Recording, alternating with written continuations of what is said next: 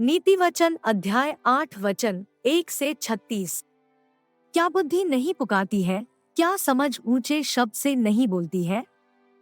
वह तो ऊंचे स्थानों पर मार्ग की एक ओर और तिरमुहानियों में खड़ी होती है।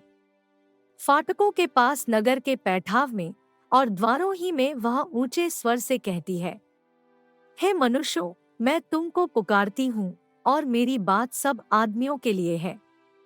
हे भोलो, चतुराई सीखो, और हे मूर्खो, अपने मन में समझ लो। सुनो, क्योंकि मैं उत्तम बातें कहूंगी और जब मुंह खोलूंगी तब उससे सीधी बातें निकलेंगी।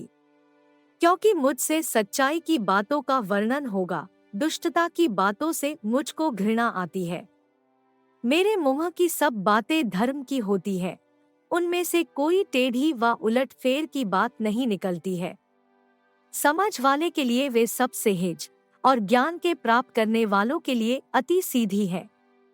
चांदी नहीं, मेरी शिक्षा ही को लो और उत्तम कुंदन से बढ़कर ज्ञान को ग्रहण करो।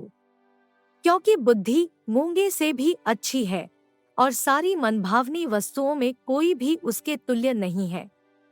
मैं जो बुद्धि हूँ सो चतुराई में वास करती हूँ और ज्ञान और विवेक को प्राप्त करती हूँ। यहोवा का भय मानना बुराई से बैर रखना है। घमंड, अहंकार और बुरी चाल से और उलट फेर की बात से भी मैं बैर रखती हूँ। उत्तम युक्ति और खरी बुद्धि मेरी ही है, मैं तो समझ हूँ और पराक्रम भी मेरा है। मेरे ही द्वारा राजा राज्य करते हैं और अधिकारी धर्म से विचार करते हैं। मेरे ही द्वारा राजा, हाकिम और रईस और पृथ्वी के सब न्यायी शासन करते हैं।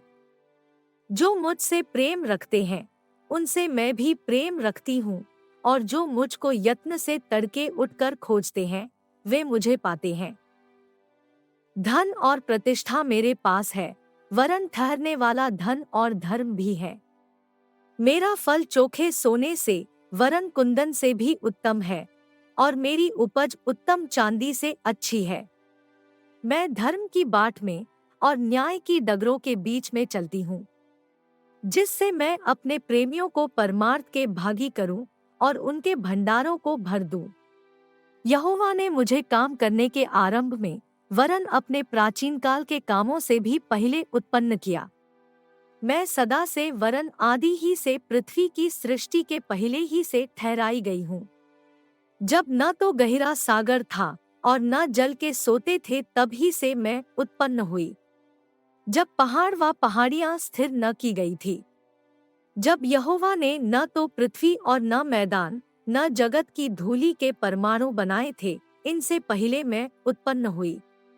जब उसने आकाश को स्थिर किया तब मैं वहां थी। जब उसने गहरे सागर के ऊपर आकाशमंडल ठहराया, जब उसने आकाशमंडल को ऊपर से स्थिर किया और गहरे सागर के सोते फूटने लगे, जब उसने समुद्र का सिवाना ठहराया कि जल उसकी आज्ञा का उल्लंघन न कर सके, और जब वह पृथ्वी की नेव की डोरी लगाता था, तब मैं कारीगर सी उसके पास थी और प्रतिदिन मैं उसकी प्रसन्नता थी और हर समय उसके सामने आनंदित रहती थी।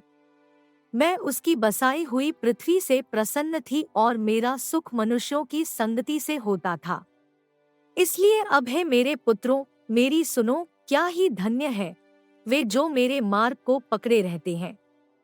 शिक्षा को सुनो और बुद्धिमान हो जाओ, उसके विषय में अनसुनी न करो। क्या ही धन्य है वह मनुष्य जो मेरी सुनता, वरन मेरी देवधी पर प्रतिदिन खड़ा रहता और मेरे द्वारों के खंभों के पास दृष्टि लगाए रहता है। क्योंकि जो मुझे पाता है वह जीवन को पाता है और यहोवा उससे प्रसन्न होता है। परंतु जो मेरा अपराध करता है वह अपने ही पर उपद्रव करता है। जितने मुझसे बैर रखते वे मृत्यु से प्रीति रखते हैं। नीति वचन अध्याय 8 वचन 1 से 36।